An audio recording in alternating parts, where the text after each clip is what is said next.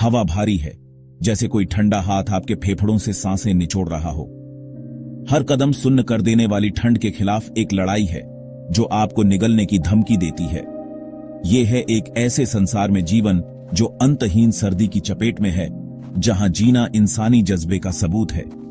एक ऐसी दुनिया की कल्पना कीजिए जहां सूरज एक धुंधली याद है, अंतहीन गोधूली आकाश में एक हल्का सा भूत।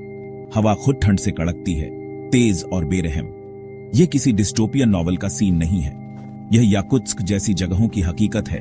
साइबेरिया का एक शहर जो इंसानी सहन शक्ति की सीमा पर बसा है। इस जमे हुए बंजर भूमि में आपके द्वारा सांस ली जाने वाली हवा आपके फेफड़ों में नमी को जमा सकती है। धातु टहनियों की तरह टूट जाती है और खुली त्वचा सेकंड में सुन्न हो जाती है। यह एक ऐसी दुनिया है जहां हर रोज जीना एक जीत है, जीने की इंसानी इच्छा शक्ति का प्रमाण है। साइबेरिया के बीच में याकुत्स्क है, एक शहर जिसे धरती का सबसे ठंडा बड़ा शहर होने का खिताब हासिल है। यहां तापमान नियमित रूप से -40 डिग्री सेल्सियस तक गिर जाता है और सर्दियां मानव लचीलेपन की क्रूर परीक्षा होती हैं। याकुत्स्क में जीवन ठंड के साथ एक निरंतर नृत्य है, अनुकूलन और समर्पण के बीच एक नाजुक संतुलनकारी कार्य। इमारतें स्टिल्ट पर खड़ी हैं, एक वास्तुशिल्प आवश्यकता है ताकि गर्मी नीचे पर्माफ्रॉस्ट को पिघलने से रोके। कारों को घंटों तक चलता हुआ छोड़ दिया जाता है, उनके इंजन को ठोस रूप से जमने से रोकने का एक बेताब उपाय। यहां तक कि कचरा बाहर निकालने या दुकान तक पैदल चलने जैसे सरल काम भी ऐसी विषम परिस्थितियों में बड़ी चुनकानियां बन जाते हैं। फिर भी जीवन चलता रहता है। बच्चे स्कूल जाने के लिए कपड़ों की परतों में लिपटे रहते हैं। काटने वाली हवा के बावजूद बाजार गतिविधियों से भरे हुए हैं, विक्रेता अपने माल बेच रहे हैं।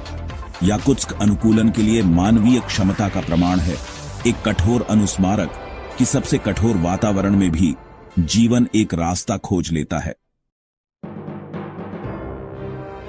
याकुत्स्क में एक दिन का सामना करना जहां तापमान हड्डी को जमा देने वाले -71 डिग्री सेल्सियस तक गिर सकता है, तत्वों के खिलाफ लड़ाई के लिए तैयारी करने जैसा है। हर क्रिया, कपड़ों की हर परत अस्तित्व की लड़ाई में एक सावधानी पूर्वक गणना की गई चाल है। दिन की शुरुआत एक सावधानी पूर्वक लेयरिंग प्रक्रिया से होती है, एक अनुष्ठान जो किसी भी अन्य की तरह महत्वपूर्ण है।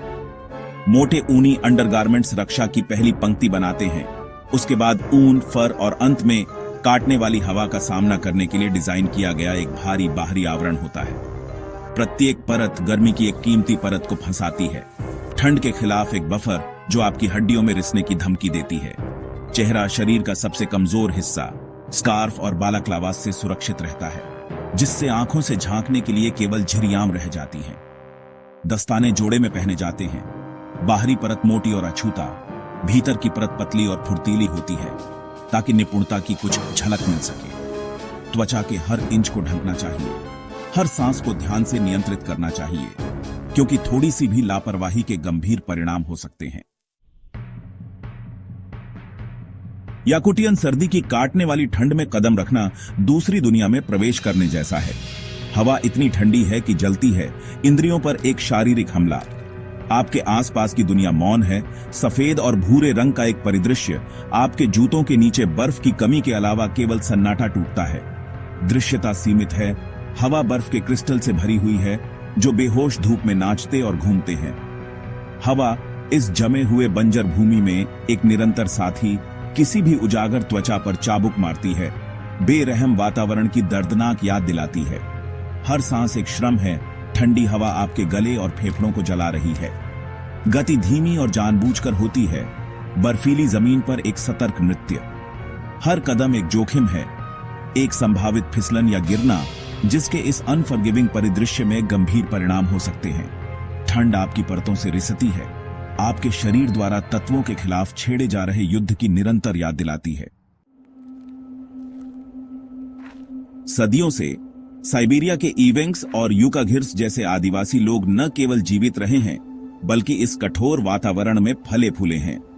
पीढ़ियों से चली आ रही उनकी जानकारी में इस जमी हुई जमीन की चुनौतियों से निपटने की कुंजी है। उन्होंने टुंड्रा के सूक्ष्म संकेतों को पढ़ना, खतरों का अनुमान लगाना और सीमित संसाधनों का फायदा उठाना सीखा है। हिरन की खाल और फर से बने कपड़े, अद्वितीय इंसुलेशन प्रदान करते हैं, जो हाथ में मौजूद सामग्रियों की उनकी गहरी समझ का प्रमाण है। पशु वसा और प्रोटीन से भरपूर पारंपरिक आहार उनके शरीर को अथक ठंड के खिलाफ ईंधन देने के लिए आवश्यक कैलोरी प्रदान करते हैं। लेकिन शायद उनकी सबसे बड़ी संपत्ति खुद जमीन का ज्ञान है। वे पतली बर्फ के खतरों को जानते हैं, बर्फानी तूफान से आश्रय पाने के लिए सबसे अच्छी जगहें, प्राकृतिक दुनिया की लय जो उनके अस्तित्व को निर्धारित करती है। उनका ज्ञान केवल व्यावहारिकता की बात नहीं है, यह उनकी संस्कृति, उनकी आध्यात्मिकता, उस भूमि से उनके संबंध के साथ गहराई से जुड़ा हुआ है जिसे वे घर कहते हैं। इतनी भीषण ठंड में रहने से शरीर और दिमाग दोनों पर असर पड़ता है। तत्वों के खिलाफ निरंतर लड़ाई, धूप की कमी, लंबे सर्दियों के महीनों का अलगाव सभी अपनी छाप छोड़ते हैं। लगातार तनाव में रहने वाला शरीर बीमारी की चपेट में आ जाता है। मांसपेशियों में दर्द होता है, जोड़ों में अकड़न होती है और शीतदंश और हाइपोथर्मिया का खतरा हमेशा बना रहता है। मन पर भी दबाव पड़ता है। लंबे समय तक अंधेरा रहने से नींद के पैटर्न बाधित हो सकते हैं, जिससे थकान और अवसाद हो सकता है। सफेद दुनिया में जीवन का अलगाव और एकरसता आत्मा पर भारी पड़ सकती है। यह मानव आत्मा के लचीलेपन का प्रमाण है कि लोग न केवल जीवित रहते हैं, बल्कि ऐसी चुनौतीपूर्ण परिस्थितियों में जीवन, परिवार और समुदायों का निर्माण करते हैं। फिर भी कठोरता में एक सुंदरता पाई जाती है, एक शांति जो मोहक और विनम्र दोनों हो सकती है। बर्फ से ढके परिदृश्य का सन्नाटा, रात के आकाश में ऑरोरा बोरियालिस का अलौकिक नृत्य, जीवन का लचीलापन जो इस तरह के प्रतिकूल परिस्थितियों में भी बना रहता है, ये वो चीजें हैं जो हमें अपनी खुद की अस्तित्व की शक्ति और नाजुकता की याद दिलाती हैं।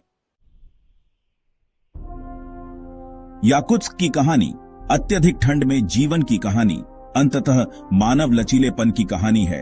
प्रतिकूल परिस्थितियों में हमारे अनुकूलन और विकास करने की उल्लेखनीय क्षमता की। यह मानव आत्मा की स्थायी ताकत, हमारी सरलता की क्षमता, जीवित रहने की हमारी अटूट इच्छा शक्ति का प्रमाण है। आराम और सुविधा पर तेजी से ध्यान केंद्रित करने वाली दुनिया में याकुत्स्क के लोग एक शक्तिशाली प्रतिकथन प्रस्तुत करते हैं।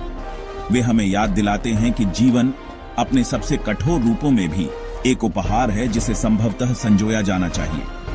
वे हमें सिखाते हैं कि हमारी सीमाएं अक्सर स्व लगाई जाती हैं, कि हम जितना अक्सर मानते हैं उससे कहीं अधिक सक्षम हैं।